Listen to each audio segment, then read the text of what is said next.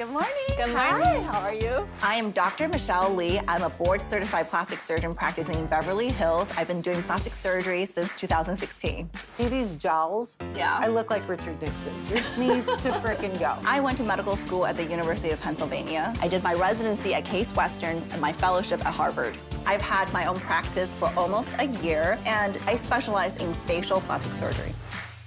I love doing plastic surgery for the face because that's how you interact with the world. The face repositions all the tissue that gravity has pulled down. Everyone's face is different and everyone's face is unique, and that's where everyone's individual beauty shines through. As a newbie, I think I have a lot more to prove. When I walk into a room, no one believes that I'm actually the doctor. People don't think that you have enough gray hairs or enough experience to do the procedures you're doing. It's very cutthroat in Beverly Hills just because there's so many plastic surgeons. I actually kind of love it because in order to stand out, you have to be better. You have to be more innovative. You have to give them a better experience. So it forces everyone collectively to be a better surgeon, to be a better doctor.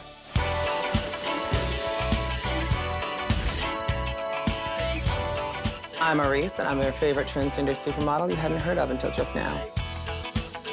I've been a model since I was 17, and I am 33 now. Shh, don't tell anyone in casting, okay? I'm 24 in Hollywood. I have walked countless shows. I just did Lucky Brand jeans. I've done Lululemon. All body, body, body. But face, lipstick, hair, stuff like that, things I'm totally capable of, I do not book. I'd like to be considered for all female roles, not just trans ones. But my nose is just too big and wide and not like feminine. It's just one little flaw. And it's not like a Cindy Crawford flaw. It's like smack dab in the middle of my face. So it's like... We're gonna play it neutral. Like, I can go straight to Walgreens after this and not look like a drag queen. No. If this is too narrow, this is what gets a little draggy. Okay, yeah, well, I'll start to look like a falcon. Right. I mean, if they create a new Marvel character for you, sickening. But that's not what we're going for right now. I'm excited to meet Dr. Lee. I want a lady to make me look good. Hi, Arisce. Hi. Dr. Michelle Lee. Nice to to meet meet you. you. Tell me a little bit about yourself. What do you do? I'm a model, which is why my legs take up your entire chair. I love it. I've been considering, like, facial feminization surgery. My jaw, I feel like I could lift a cow off of train tracks with. And then my nose, I think, could be refined because it has been a constant, like, job stopper. That's your moneymaker. It is literally my moneymaker. My agent and I are very close, so I'm like, why didn't they pick me? Like, they said they loved me, like, the casting went well, and it always comes down to right here. Interesting. It's just, like, frustrating. And I'd like to know it was me for once, right?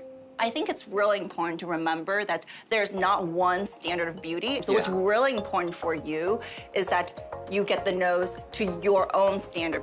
You want to be Arisce because then when you feel beautiful, you feel powerful, and when you feel powerful, that confidence is going to come out, and then you're going to book those beauty campaigns. Ooh, okay. To the OR right now. Just kidding.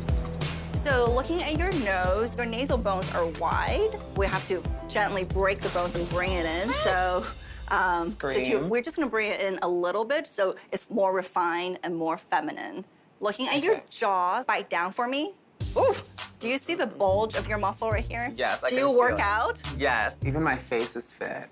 Your Okay. face is fit. Your muscle right here, it's contributing to the squareness of your shape. Damn. So if we relax these muscles right here with a little bit of Botox, that will actually contour your face and make it more oval.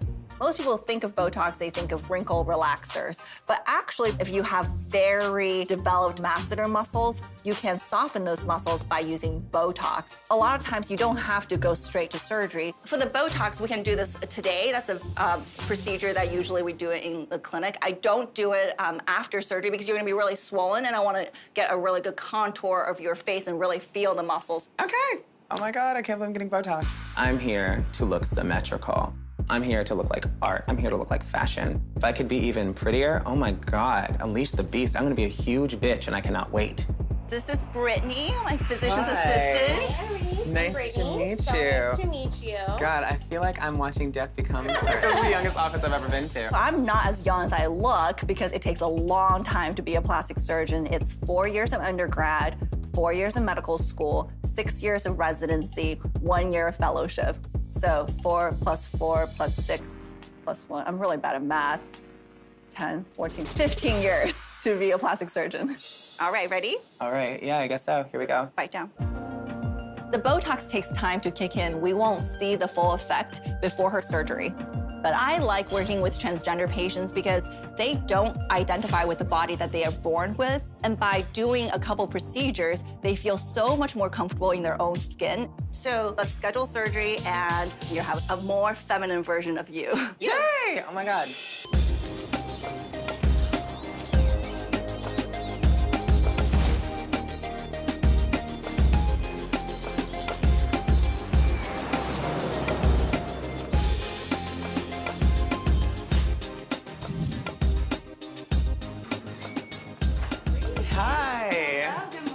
Good morning. There's a lot hinging on this. Trans models, we're still marginalized. I have worked very, very hard to get here. Now it's my time to look like the most femme version of myself.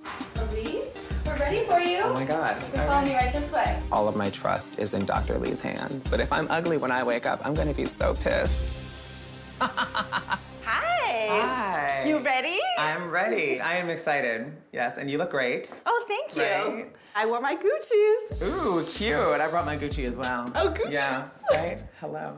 So the major goal is to give you a more feminine, smaller nose. We're going to open the nose. We're going to break the bones, bringing them in together. We're going to refine the tip of your nose. I'm going to get cartilage from your septum. But with African Americans, there are a lot of times that you don't have enough septum in your nose. And if that's the case, I order some cadaver cartilage for you if I need to do cartilage grafts. Okay, let's make me a corpse bride. For rhinoplasty, one of the challenges is that you have to break the bones and hope that they will heal in the right position, and then your nose is not crooked.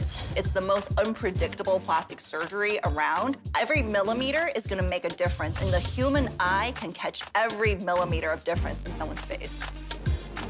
I'm gonna take your glasses. Oh yeah, take them away. Bye, Chanel. For Arisce's rhinoplasty, I will lift the skin from the underlying bone and cartilage, break the nasal bone to narrow it, and contour the cartilages to refine her tip. There's really no place like the operating room. It's the only place right now that I'm not disturbed by my phone, by social media. It's just in the moment. Yay, Arisce, thank you for trimming your nose hair. So I am marking the incision. This is the only cut on the outside of her nose. The reason why I make a little stair step is that this has been shown that it heals the best. I always try to make all plastic surgery subtle. So when people look at you, you just go, did she change her hair? You never want to say, oh, she looks so different because of her nose job. Tap, tap. You can hear that in bone. Tap, tap, tap, tap, tap, tap, tap, tap. When you need to narrow a nose, often you have to break the bones and to bring the bones closer together. And it's very important to control the position of the chisel, so you do it slowly with the tap, tap, tap, tap. It's like sculpting a statue. Tap, tap, tap, tap. So she has thick bones. Typically, women's bones are softer and they're easier to break, but in Arisce's case, she's genetically still a guy, and she had very hard bones. I think that definitely narrowed her. Now that I'm in here, I see that she doesn't have a lot of septal cartilage. This is the reason why I'm gonna use the cadaver cartilage to provide her with more nasal tip support. I'm going to carve the cadaver cartilage, so when the skin redrapes over this, it's gonna shrink down to a more smaller, pointier framework, and that's gonna give her a more refined tip.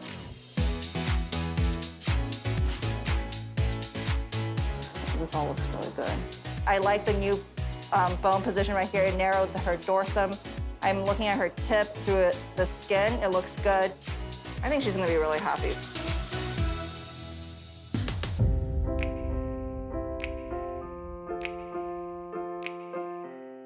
Hey, babe. Hi, how are you? doing? How's your day? Good. How's your day? Good. Mwah. My husband is Dr. Bjorn Lobo. He is a neurosurgeon practicing in Los Angeles. We met in residency on the very first day. I was his intern and he was my resident.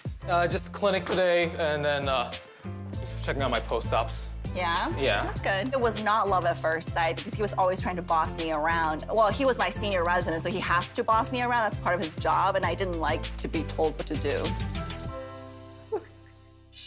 Our first day was in the doctor's lounge. It was actually my birthday. I was on call, and he bought me a burrito from Chipotle. It was like a much less sexier version of Grey's Anatomy. We should spend some time with your parents. But you know, every time we hang out with them, like, they really want to talk about, like, oh, why are you having kids? And so I'm trying to, like, avoid that. My mom has been putting pressure on me to have children since I got out of residency.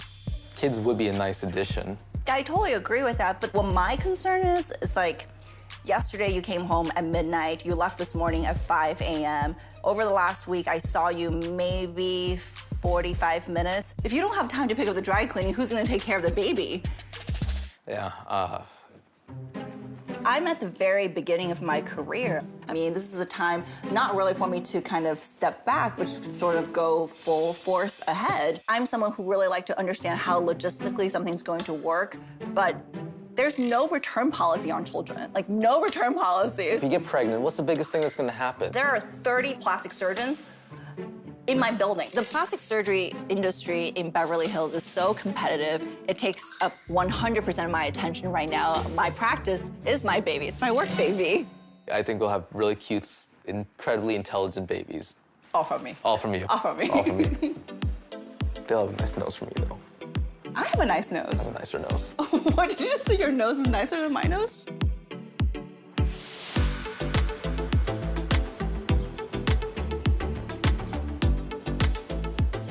I'm excited to show Dr. Lee my nose because she was so excited as I was getting wheeled out of the operating room. I remember her exact words, "She's gonna have the cutest little nose." And I thought, oh God, she believes in this. Hi! Oh my gosh, you Hello. look so good! Thank you look you. amazing! Thanks to you. Oh my gosh, how do you feel? Fantastic. I feel like $1 billion. You look like $1 billion. Thank you. So I love, love, love my new nose. I've been in this industry a long time, and we've all seen a lot of bad nose jobs, and you can tell it's a good one because you can't tell I had one. Before, my nose was wider, less refined, less feminine. Now my nose is streamlined, I have a tip finally, and it's much more feminine. Everything's changed. The way people approach me, the way people look at me. People used to give me a, like, quizzical look. Okay. Like, is it beautiful? Is it an it? What is happening? People look at me now and like they have these automatic smiles on their face. And I'm like, what the hell are you looking at? Like, it scares me a little bit. And they'll stop you and tell you how beautiful you look. You were gorgeous to start with. I think part of it is that maybe you just feel a little bit more confident in yourself and the way you present yourself, you know? Absolutely, and it's something I didn't know I was insecure about. I did this as a business decision, but it's actually evolved into like another step in my transition. I'm presenting to the world how I feel on the inside. That's Yeah, amazing. It actually really moves me. Arisce feels like her true self. If I can do that in someone's life, that's amazing. How do you feel about your jawline for all the Botox? I have so many angles. You're still very early in your healing period, so I think your nose is gonna look better and better as time goes on. Well, I love this one. So if it gets better, I'm so excited. I'm so happy for you. Ah!